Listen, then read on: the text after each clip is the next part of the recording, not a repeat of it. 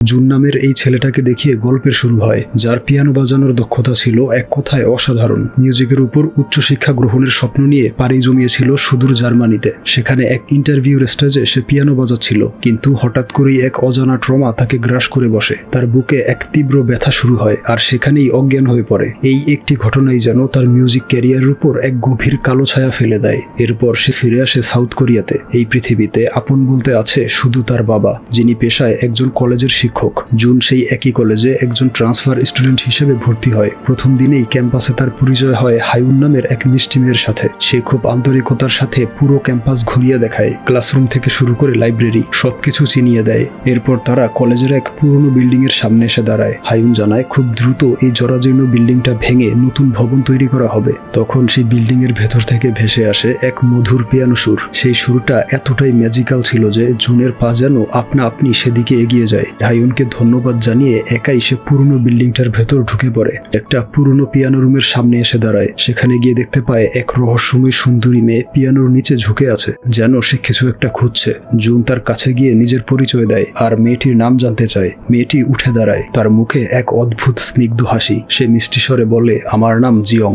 June কৌতূহলী হয়ে জিজ্ঞেস করে, একটু আগে যে পিয়ানো মিউজিকটা শুনতে পেলাম ওটা কি তুমি বাজাচ্ছিলে? জিয়ং মুচকি হেসে হ্যাঁ বলে। এরপর জুন জানায় সে নতুন স্টুডেন্ট, আজই তার প্রথম দিন। এখানে তারা জানতে পারে দুজন আসলে একই ক্লাসের স্টুডেন্ট। তখন জুনের নজর পড়ে জিয়ং এর চুলে লেগে থাকা একটা ছোট্ট ময়লার দিকে। সে খুব আলতো করে সেটা পরিষ্কার করে দেয়। জুনের এই স্পর্শে জিয়ং এর ভেতর একটা অদ্ভুত ভালো লাগা কাজ করে। এরপর দুজন একসাথে ক্লাসের দিকে চলে যায়। টিচার তখন পিয়ানোর বিখ্যাত এক কবির জীবনী পড়াচ্ছিল, কিন্তু জুন আর জিয়ং এর মনোযোগ যেন ক্লাসের চেয়ে একে অপরের দিকেই বেশি ছিল। তারা ইশারার মাধ্যমে নিজেদের মধ্যে কথা বলছিল। জুনকে দেখলেই জিয়ং এর চেহারায় একটা লাজুক আর মিষ্টি হাসি ফুটে উঠত। ক্লাস শেষ হওয়ার পর জুন তাকে চারদিকে খুঁজতে থাকে, কিন্তু কোথাও দেখা যায় না। হঠাৎ জিয়ং তার পেছনে এসে দাঁড়ায়, বলে, তুমি কি আমাকে খুঁজছিলে? জুন কিছুটা লজ্জা পেয়ে বলে, না তো, আমি কেন তোমাকে খুঁজবো? এই শুনে জিয়ং একটু অভিমানী ভান করে আর ওকে বাই বলে চলে যেতে নেয়। তখন জুন মরিয়া হয়ে তাকে থামিয়ে দেয়, জিজ্ঞেস করে, আজ তুমি যে পিয়ানোর মিউজিকটা বাজাচ্ছিলে সেটার নাম কি?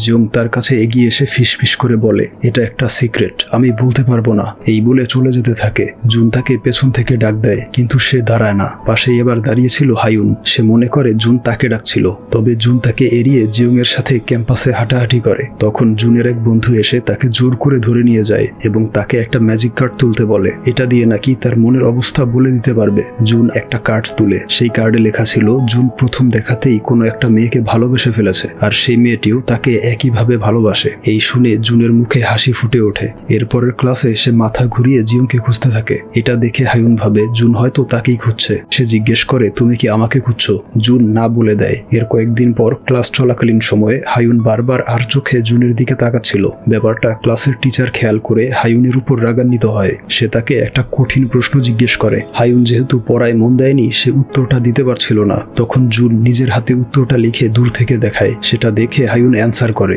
ফলে টিচারের বোকা খাওয়া থেকে বেঁচে যায়। ক্লাস শেষে হায়ুন জুনকে ট্রিট দিতে চাইছিল।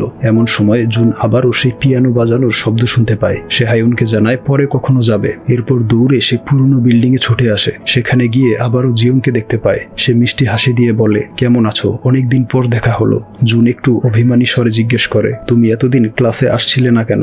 জিয়ং মজা করে বলে, কেন, তুমি কি আমাকে খুব মিস করেছিলে? এরপর জুন দেখে জিয়ং আর্থার বাইন্ডারের একটা পুরনো মিউজিক বই খুঁজছে, কিন্তু সেটা ওই লাইব্রেরিতে পায় না। তারপর তারা লেকের ধারে হাঁটতে যায়, একে অপরের সাথে মন খুলে গল্প করে। জুন তার অতীতের কথা শেয়ার করে বলে, আমি জার্মানিতে পড়াশোনা করছিলাম, তবে কিছু কারণে আমাকে আবার সাউথ কোরিয়ায় ফিরে আসতে হয়েছে। জিয়ং মজা করে জিজ্ঞেস করে, তুমি কি আমার জন্য ফিরে এসেছো? জুন হাসতে হাসতে বলে, আসলে আমার জন্য জার্মানির ভাষা বুঝতে কষ্ট হচ্ছিল। এভাবে তারা গল্পগুজব করে খুব ভালো একটা সময় কাটায়। এরপর বাসে করে রওনা দেয় বাসার উদ্দেশ্যে। জিয়ং ক্লান্ত হয়ে বাসেই ঘুমিয়ে পড়ে। এই দেখে জুন এক হাত দিয়ে তার মাথা আলতো করে ধরে রাখে। কিছুক্ষণ পর তার বাস স্টপ চলে আসলে সে নেমে যায়, আর জুন মুখে হাসি নিয়ে বাড়ি ফেরে। পরদিন জুন আর হায়ুন একই সাথে পড়াশোনা করছিল, কিন্তু হায়ুনের মনোযোগ ছিল ফোনে। আসলে এটা ছিল শুধু একটা অজুহাত। হায়ুন জুনের সাথে একান্তে সময় কাটাতে এসেছিল। জুন একটু বিরক্ত হয়ে বলে, তুমি ফোনে এত কি দেখছো? তখন হায়ুন বলে, কিছুদিন পর আমাদের স্কুলে একটা খুব বড় পিয়ানো কম্পিটিশন হবে। যে উইনার হবে সেভাবে আর্থার বাইন্ডারের একদম নতুন একটা এডিশনের বই। আর্থার বাইন্ডারের নাম শুনতেই জুনের মনে পড়ে জিয়ং এর কথা, কারণ জিয়ং সেই বইটাই খুঁজছিল। এদিকে হায়ুন তাকে অনুরোধ করে সেই কম্পিটিশনে অংশ নিতে বলে। বলে, কারণ সেই বইটা তারও খুব দরকার। কিন্তু জুন জার্মানির সেই ঘটনার পর পিয়ানো বাজানো একদম ছেড়ে দিয়েছিল। সে এই কম্পিটিশনে অংশ নিবে কিনা এই নিয়ে গভীরভাবে ভাবতে থাকে। এরপর দেখা যায় সে তার বাবার সাথে খাবার খেতে বসেছে। তার বাবাকে জিজ্ঞেস করে, তুমি কি কলেজের আশেপাশে এমন কোনো ভালো জায়গা চেনো যেখানে কাউকে নিয়ে ঘুরতে যাওয়া যায়? ছেলের এমন কথা শুনে তার বাবা বলে ওঠে, তুমি কি কোনো মেয়েকে নিয়ে ডেটে যাওয়ার চিন্তা করছো?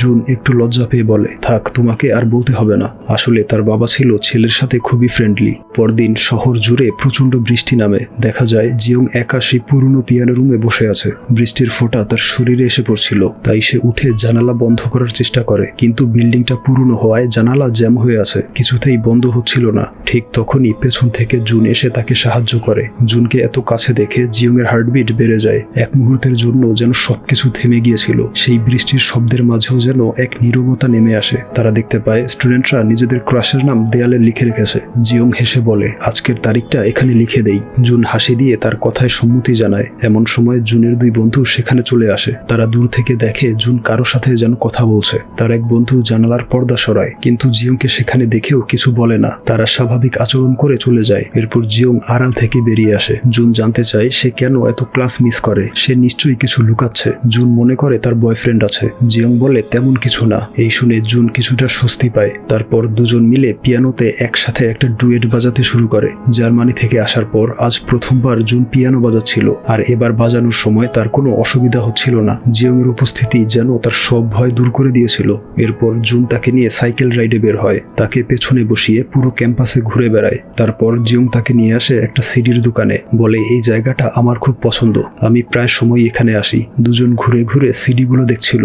জুন বলে ওঠে, চলো একটা গেম খেলি, নিজেদের পছন্দ মতো একটা করে গানের সিডি বেছে নেব। এরপর একে অপরের সাথে চোখ বন্ধ করে সেটা এক্সচেঞ্জ করব। কথা মতো দুজন সিডি খুঁজতে থাকে। সেটা এক্সচেঞ্জ করার পর দেখে তারা দুজনই একই সিডি বেছে নিয়েছে। এই দেখে একে অপরের দিকে তাকিয়ে মুচকি হাসে। আর এভাবেই তারা পুরো দিনটা এনজয় করে। রাতের বেলা জুন জিয়ংকে বাড়ি পর্যন্ত পৌঁছে দেয়। জিয়ং সামনে একটা পুরনো সবুজ রঙের গেট দেখিয়ে বলে, এটা আমার বাড়ি। জুন তাকে আরেকটু ভেতরে দিয়ে আসতে চায়, কিন্তু জিয়ং মানা করে দেয়, কারণ তার মা কোনো ছেলের সাথে তাকে দেখলে অনেক ঝামেলা হতে পারে। তাই জুন বেশি জোরাজুরি করে না। তবে জিয়ং ভেতরের দিকে যাওয়ার সময় তার কাছে মোবাইল নাম্বার চেয়ে বসে। জিয়ং জানায় সে নাকি কোনো ফোন ব্যবহার করে না। এই শুনে জুন বেশ অবাক হয়। তবে সে ভাবে এটা জিয়ং এর একান্ত ব্যক্তিগত ইচ্ছা, আর এই ভিন্নতার কারণেই হয়তো সে জিয়ংকে এতটা পছন্দ করে। বাড়ি ফেরার পথে তার হঠাৎ মনে পড়ে সেই সিডিটা জিয়ংকে দিতে ভুলে গিয়েছে, কিন্তু ততক্ষণে জিয়ং বাড়ির ভেতরে ঢুকে গিয়েছিল। এতে জুন ভাবে আগামীকাল কলেজে দিয়ে দিবে। এই ভেবে সে ফিরে যাচ্ছিল।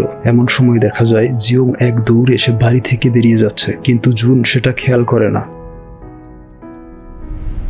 সে বাড়ি ফিরে প্রথমবার একা পিয়ানো বাজানোর সাহস করে। তার বাবা পিয়ানোর শব্দ শুনে এসে অবাক হয়ে যায়, কারণ কিছুদিন আগেও সে পিয়ানোর নাম শুনলেই রেগে যেত। সে ভাবে নিশ্চয়ই কোনো বিশেষ মেয়ে তার জীবনে এসেছে।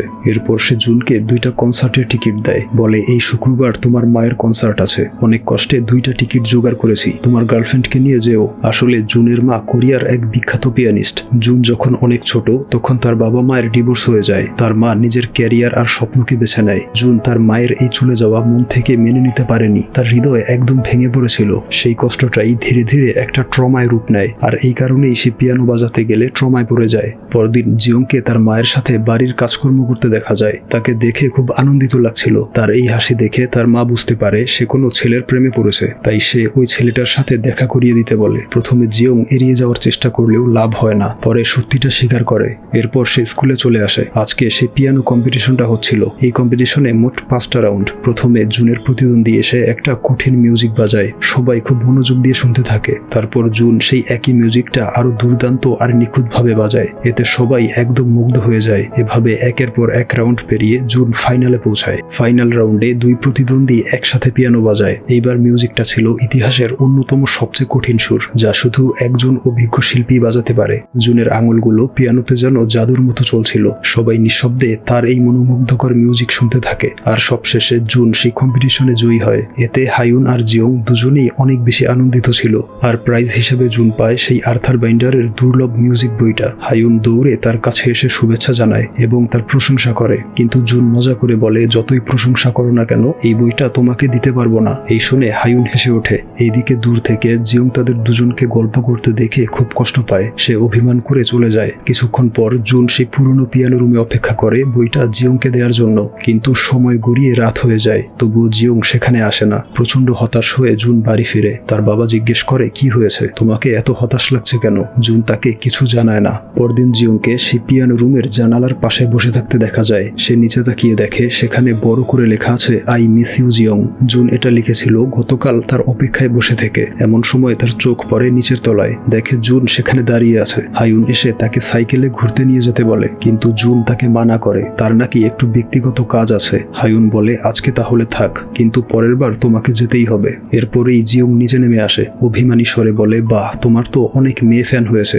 জুনও অভিমান করে তার সাথে কথা বলে না। জিয়ং বুঝতে পারে সে রেগে আছে, তাই জিজ্ঞেস করে, কি হয়েছে? জুন বলে, গতকাল তুমি কোথায় গিয়েছিলে? আমি তোমাকে সব জায়গায় পাগলের মতো খুঁজেছি। জিয়ং তার কাছে ক্ষমা চায় আর জানায় তার নাকি বাড়িতে কিছু কাজ ছিল, তাই না বলে চলে গিয়েছে। এরপর জুন সেই আর্থার বাইন্ডারের বইটা জিয়ং এর হাতে দেয়। বইয়ের শেষ পৃষ্ঠায় জুনের ফোন নাম্বারটা লিখে দিয়েছিল। এই দেখে জিয়ং খুব খুশি হয়ে যায়। বুঝতে পারে জুন সেই কম্পিটিশনে শুধুমাত্র তার জন্যই অংশ নিয়েছিল। এরপর জুন তাকে নিজের বাড়িতে নিয়ে যায়। জিয়াং চারপাশ দেখতে দেখতে জিজ্ঞেস করে, তোমার বাবা কখন আসবে? জুন বলে সে একটু দেরি করে ফিরবে, আজকে তার অনেকগুলো মিটিং আছে। এমন সময় জিয়ং বাড়ির একটা ফ্রেম দেখে চমকে ওঠে। সে বুঝতে পারে জুনের বাবা আর কেউ নয়, বরং তাদের প্রফেসর। এরপর জুন নিজের হাতে স্পেশাল ইতালিয়ান খাবার রান্না করে। খাওয়া দাওয়া শেষ করে জিয়ং পিয়ানোর সেই সুরটা তাকে বাজানো শিখিয়ে দেয়, যেটা প্রথম দিন শুনে জুন মুগ্ধ হয়েছিল। তবে জিয়ং অনুরোধ করে এই সুরটা যেন ভুলেও সেই পুরনো পিয়ানো রুমে না বাজায়। এরপর দুজন অনেকটা সময় একে অপরের সাথে গল্প করে কাটিয়ে দেয়। চাঁদের আলোয় বসে থাকার মুহূর্তটা ছিল সত্যি ম্যাজিক্যাল। তারা এক রোমান্টিক মুহূর্ত কাটায়। তারপর জুন তাকে বাড়ি পৌঁছে দিতে যায়। জিয়ং তার পিঠে মাথা রেখে চোখ বন্ধ করে শুয়ে থাকে। জিয়ংকে বাড়ি পৌঁছে দিয়ে জুন তাকে একটা টিকিট দেয় আর বলে আগামীকাল বিকাল 5টায় তাকে নিয়ে কনসার্টে যাবে। পরদিন জুন বিকাল 5টায় অধীর আগ্রহে অপেক্ষা করতে থাকে। সময় কেটে যায়। ঘড়িতে 6টা বাজে, তারপর 7টা বাজে, কিন্তু জিয়ং এর দেখা মেলে না। এতে জুন ভীষণ মন খারাপ করে। এমন সময় আবার বৃষ্টি শুরু হয়। সে অসম্ভব রকমের হতাশ হয়ে চলে যেতে থাকে। ঠিক সেই মুহূর্তে হায়ুন ছাতা নিয়ে আসে। জিজ্ঞেস করে, কি হয়েছে তোমার? জুন তাকে কিছুই বলে না। সে একাই তার মায়ের কনসার্টে চলে যায়। কনসার্ট শেষে তার মায়ের সঙ্গে দেখাও করে। জুন তাকে আর্থার বাইন্ডারের কাহিনী শোনায়। সে পিয়ানোর বিখ্যাত একজন মানুষ ছিল। সেও ব্যক্তিগত জীবনে এক মেয়েকে ভালোবাসত, তবে তার মায়ের শুধু পিয়ানোর প্রতি ভালোবাসা। অর্থাৎ সে বুঝাতে চায় তার মা পরিবারকে বিসর্জন দিয়ে পিয়ানোকে বেছে নিয়েছিল। এরপর সে বাড়ি ফিরে এসে ফোন চেক করে। তার মনে আশা ছিল হয়তো জিয়ং তাকে মেসেজ করবে, কিন্তু তেমন কিছুই ঘটে না। তার মনটা আরো বেশি ভেঙে পড়ে। পরদিন কলেজেও জিয়ংকে দেখা যায় না। এইদিকে আবার হায়ুন এসে তাকে বলে আজকে সিনেমা দেখতে যেতেই হবে, কিন্তু জুনের মনে শুধু জিয়ং এর ভাবনা। সে হঠাৎ জিজ্ঞেস করে বসে, তোমার কাছে জিয়ং এর নাম্বার আছে? হায়ুন অবাক হয়ে বলে, জিয়ং নামের কাউকে আমি চিনি না। এই শুনে জুন কলেজের বিভিন্ন টিচারদের কাছে গিয়ে জিয়ং এর ব্যাপারে জিজ্ঞেস করে, কিন্তু সবার মুখে একই উত্তর, জিয়ং নামের কোনো মেয়ে এই কলেজে পড়ে না। জুনের মাথায় যেন আকাশ ভেঙে পড়ে। সে একদম হতবাক।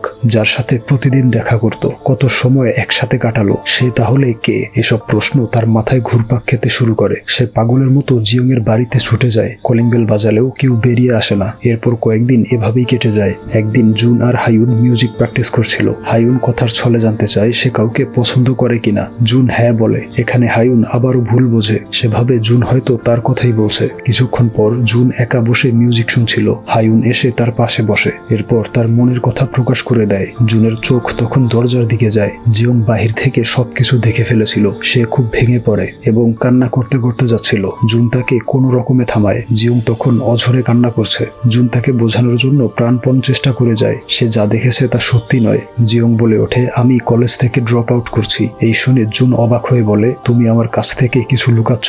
আমি তোমার ব্যাপারে মিউজিক ডিপার্টমেন্টে জিজ্ঞেস করেছি, কেউ তোমাকে চেনে না। তোমার নামটাও কি সত্যি নাকি সেটাও মিথ্যা? জিয়ং তাকে সবকিছু বলতে চায়। তখনই হায়ুন পেছনে এসে দাঁড়ায়। তাকে দেখে জিয়ং এক মুহূর্ত দাঁড়ায় না। সে চলে যেতে থাকে। জুন বলে, যদি তুমি কোনো কথা না বলে আজ চলে যাও, আমি ধরে নেব আমাদের সম্পর্ক শেষ। জিয়ং ঠিক আছে বলে সেখান থেকে চলে যায়।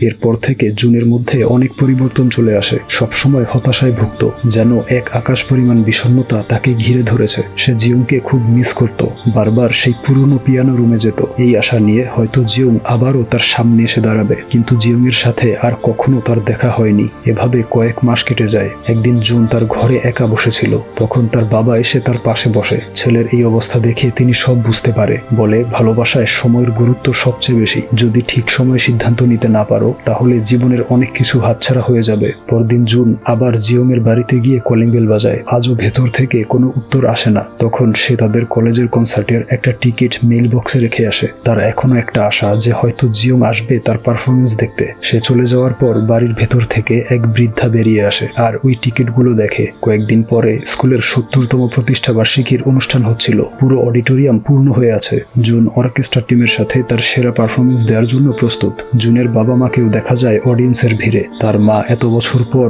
আবারও ছেলেকে পিয়ানো বাজাতে দেখে আনন্দে কান্না করে। এইদিকে দেখা যায় সামনের সারিতে একটা সিট ফাঁকা। এটা হচ্ছে সেই সিট যে টিকিটটা জুন জিয়ংয়ের মেইল বক্সে রেখে এসেছিল। এমন সময় তার চোখ গেটের দিকে যায়, যেখানে সে জিয়ংকে দাঁড়িয়ে থাকতে দেখে। তার মুখে একটা ছোট্ট হাসি ছিল ঠিকই, তবে এর আড়ালে লুকিয়েছিল গভীর এক কষ্ট। জিয়ং সেখান থেকে চলে যেতে শুরু করে। জুন কনসার্টের মাঝখানেই দৌড়ে বেরিয়ে জিয়ংয়ের কাছে যায়। জিয়ং অঝরে কান্না করতে করতে তাকে জড়িয়ে ধরে। জুন বলে, আমাকে ছেড়ে চলে যেও না। জিয়ং বলে, আমাকে যেতেই হবে, তুমি নিজের খেয়াল রেখো, এটাই আমাদের শেষ দেখা। এই বলে সে দৌড়ে চলে যায়। জুনের বাবা পেছন থেকে এসে তাকে টেনে ধরে। সে বলে, জিয়ংকে আটকাতে হবে। তার বাবা বলে, তুমি কাকে আটকানোর কথা বলছো? এখানে তো কেউ নেই। এই শুনে যেন জুনের পায়ের তলা থেকে মাটি সরে যায়। তার পুরনো স্মৃতিগুলো মনে পড়তে থাকে। স্কুলের প্রথম দিন যখন সে জিয়ংকে ডাকছিল, তখন হায়ুন তার ডাকে সাড়া দিয়েছিল, কারণ সেখানে জিয়ং কখনোই ছিল না। এরপর তার বন্ধুরা পর্দা সরিয়ে ফেলার পরেও স্বাভাবিক আচরণ করে, কারণ ওই পর্দার পেছনে কেউ ছিল না। আর সেই রাতে যেদিন জিয়ং তাকে ছেড়ে চলে গেল, সেদিনও সে শুধু হাওয়ার সাথেই কথা বলছিল। আর জিয়ং যেহেতু অদৃশ্য ছিল, তাই জিয়ংয়ের দিকে তাকিয়ে জুন যখনই কথা বলতো বা হাসতো, তখন কাকতালীয়ভাবে জুনের সামনে হায়ুন চলে আসতো। আর সে ভাবতো জুন হয়তো তার সাথেই প্রেম করার চেষ্টা করছে। এই সব কিছু বুঝতে পেরে জুন একদম হতবাক হয়ে যায়। সে দৌড়ে পুরনো পিয়ানো রুমে চলে আসে। সে কিছুই বুঝতে পারছিল না যে তার সঙ্গে আসলে কি ঘটেছে। তখন পিয়ানো রুমের সামনে জানালার নিচ থেকে হঠাৎ লেখা ফুটে উঠতে থাকে, আমি জিয়ং বলছি, আমি তোমাকে অনেক ভালোবাসি জুন। এমন সময় জুনের ফোনে একটা কল আসে, যে কলটা এসেছিল জিয়ংয়ের মায়ের কাছ থেকে। জুন দ্রুত জিয়ংয়ের বাড়িতে পৌঁছায়। দেখা যায় জিয়ংয়ের মা অনেক বয়স্ক হয়ে গিয়েছে, যদিও কিছুদিন আগে তাকে অনেক অল্প বয়স্ক দেখাচ্ছিল। জুন তাদের বাড়িতে জিয়ংয়ের অনেক পুরনো সাদা কালো ছবি দেখতে পায়। জিয়ংয়ের মা তাকে সেই আর্থার বাইন্ডারের বইটা দিয়ে বলে, এই বইটা জিয়ংয়ের হৃদয়ের খুব কাছের ছিল। বইটা কিছুদিন আগেই জুন তাকে দিয়েছিল, অথচ কয়েকদিনের মধ্যেই বইটার অবস্থা জীর্ণ শীর্ণ হয়ে গিয়েছে, যেন 10-20 বছর আগের বই। জিয়ংয়ের মা বলে, অনেক বছর আগে জিয়ং আমাকে একদিন তার বয়ফ্রেন্ডের কথা বলেছিল। সে আমাকে একটা পিয়ানো রুমের কথা বলতো, কিন্তু আমি তখন তার কথা বিশ্বাস করিনি। ওই বইতে আমি তোমার নম্বর দেখেছি, কিন্তু তখন সেটা আমার কাছে খুব অদ্ভুত লাগতো। তবে এখন সব বুঝতে পারছি। এখানে ঘটনা প্রবাহ চলে আসে 20 বছর অতীতে। একদিন জিয়ং তার কলেজের পিয়ানো রুমে বসেছিল। সে পিয়ানোর নিচ থেকে একটা পুরনো বই খুঁজে পায়, যার উপর লেখা ছিল সিক্রেট। বইটা খুলে দেখে সেখানে কিছু কবিতা লেখা আছে। এর সাথে বইটিতে একটা সুরও লেখা ছিল। সে কৌতূহল হয়ে পিয়ানোতে ওই সুরটা বাজায়, আর আশেপাশের সবকিছু পরিবর্তন হতে শুরু করে। কয়েক সেকেন্ডের মধ্যেই সে টাইম ট্রাভেল করে 20 বছর ভবিষ্যতে চলে আসে। প্রথমে সে তেমন কিছু টের পায় না। বইটা পিয়ানোর নিচে রাখার সময় প্রথমবার জুনকে দেখতে পায়। এরপর ধীরে ধীরে বইয়ের নিয়মটা বুঝতে পারে। বইটার নিয়ম ছিল খুব অদ্ভুত। জিয়ং পিয়ানো বাজিয়ে ভবিষ্যতে আসার পর প্রথম যার সাথে চোখাচোখি হবে, ওই দিনটাতে শুধু সেই মানুষটাই তাকে দেখতে বা ছুঁতে পারবে। অন্য সবার কাছে সে পুরোপুরি অদৃশ্য। জুনই ছিল সেই প্রথম মানুষ যাকে সে দেখেছিল।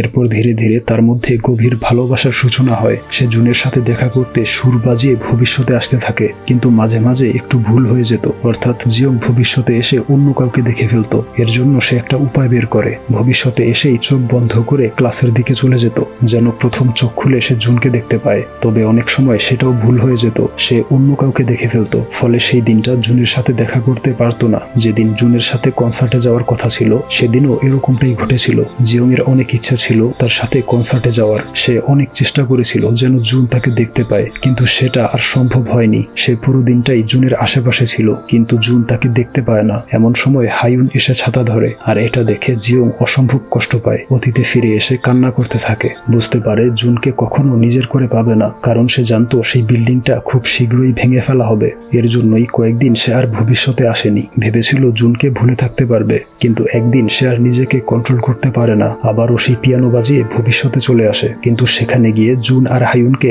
একসাথে কিস করতে দেখে ফেলে। সেদিন তার হৃদয়টা পুরোপুরি ভেঙে যায়। ঘটনা প্রবাহ বর্তমানে ফিরে আসলে দেখা যায় জুন তার বাবার সাথে বসে আছে। তার বাবা জিওং এর পুরনো ছবিটা দেখে, এরপর তার সম্পর্কে বলতে শুরু করে। শেষবার জিওংকে আজ থেকে 20 বছর আগে দেখেছিল। সে ছিল খুব ভালো স্টুডেন্ট। কয়েকজন দেখেছিল জিওংকে সেই পিয়ানো রুমে যেতে। এরপর থেকেই সে নিখোঁজ হয়ে যায়। এই শুনে জুন সবকিছু বুঝতে পারে। আসলে জিওং সেই রাতে পিয়ানো বাজিয়ে ভবিষ্যতে আসার চেষ্টা করছিল, এবং সেই একই সময়ে ভবিষ্যতে সেই বিল্ডিংটা ধ্বংস করা হয়। তাই বিল্ডিং ভেঙে পড়ার কারণে অতীত আর ভবিষ্যতের মাঝে আটকে গিয়ে জিওং মারা যায়। এটা বুঝতে পেরে জুন এক মুহূর্ত দেরি করে না। সে পাগলের মতো ছুটে আসে সেই পুরনো বিল্ডিং এর কাছে। বিল্ডিংটা ভাঙার প্রস্তুতি নেওয়া হচ্ছিল। সে লুকিয়ে বিল্ডিং এর উপর তলায় ওঠার চেষ্টা করে। অনেক কষ্ট করে কোনো রকমে উপরে উঠে আসে, আর জানালার কাঁচ ভেঙে ভেতরে প্রবেশ করে। দেরি না করে সেই সিক্রেট সুরটা বাজাতে থাকে। একই সময় বিল্ডিং ধ্বংস করার কাজ শুরু হয়ে যায়। দেয়ালগুলো ভেঙে ফেলা হচ্ছিল। জুন মৃত্যুকে ভয় না পেয়ে মন দিয়ে পিয়ানো বাজায়, আর এভাবে সে পুরো মিউজিকটা শেষ করে নিজের চোখ খুলে দেখতে পায় সে 20 বছর অতীতে ফিরে গিয়েছে। জিওং তার সামনে এসে দাঁড়ায়। দুজনের চোখ আনন্দে ঝলমল করছিল। এরপর গল্পের শেষে দেখানো হয় জুন অতীতেই রয়ে গিয়েছে। তারা একে অপরের সাথে অনেক বেশি আনন্দিত। জুনকে নিয়ে সে আবারও সেই সিডির দোকানটায় যায়, আর দুজন সেই গানটাই শুনে যেটা তারা ভবিষ্যতেও শুনেছিল। আর এখানেই মুভির সমাপ্তি ঘটে।